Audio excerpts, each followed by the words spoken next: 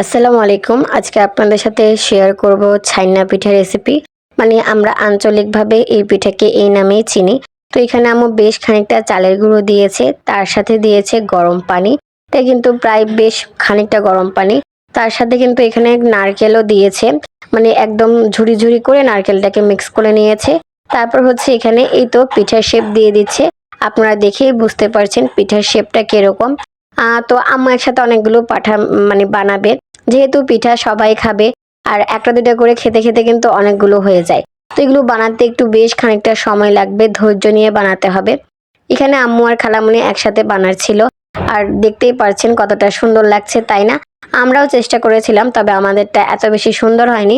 এই পিঠাটা বানানো খুবই সোজা এবং একটু সময় লাগে, কিন্তু বানানো সোজা। তো এখানে আমরা একে একে অনেকগুলোই বানিয়ে ফেলেছে, দেখতেই পারছেন। এবার এগুলো আমরা সিদ্ধ হতে দেব।